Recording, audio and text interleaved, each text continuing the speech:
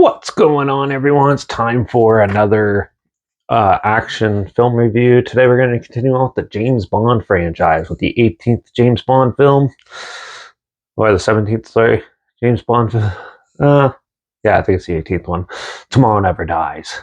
It was released by MGM, or United Artists, December 19th, 1997. It was directed by Roger Spotswood, who did films like The Sixth Day,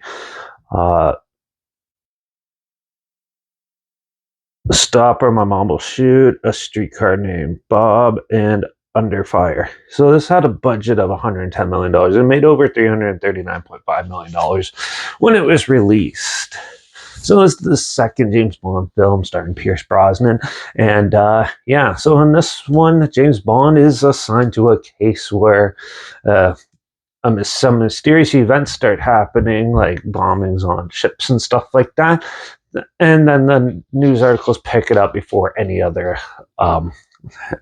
agency can investigate it. So he goes undercover and starts looking into it, where he uncovers a ruthless CEO of a newspaper and media outlet mogul who is greedy and tries to cause World War III to make his headlines worth it, and in the same run almost causing World War III. So this was an actually pretty interesting idea. It's a little different than most of the James Bond films and stuff. It does have some really good action pieces in this, and there's some really good chase scenes and stuff in this film. Now, the story itself is pretty basic and vague in certain spots. It definitely fumbles around when it comes to the more serious tones of the story and it doesn't really fit cohesively into this narrative. So it I think it's just the way the director is and the writer and producers wanted. They kind of rushed this out a bit right after GoldenEye. So it's still an entertaining action movie. Don't get me wrong. I enjoyed this one quite a bit. I still liked the action scenes and that. I thought the acting was really good. The cinematography's good. The music's good.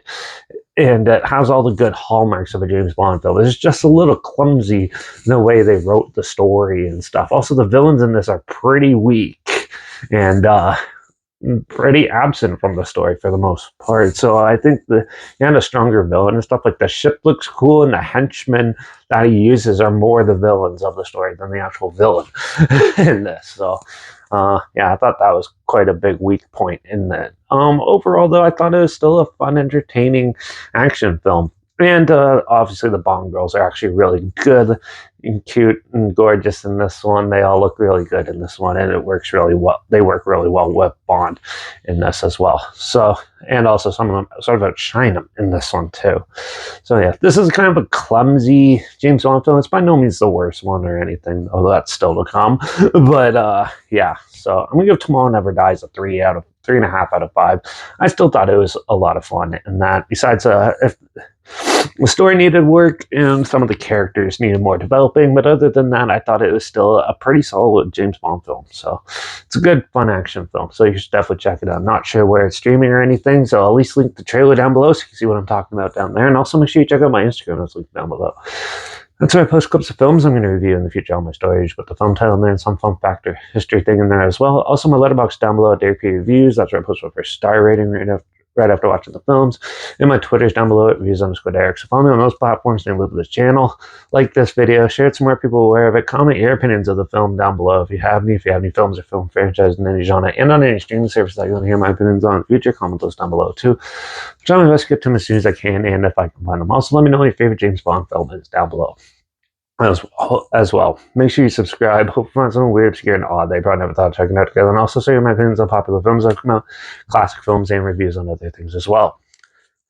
And make sure you ring that bell, because we're going to continue on with the James Bond franchise, as we're going to review James Bond, the 19th James Bond film, The World Is Not Enough, in the next review. So make sure you tune in for that.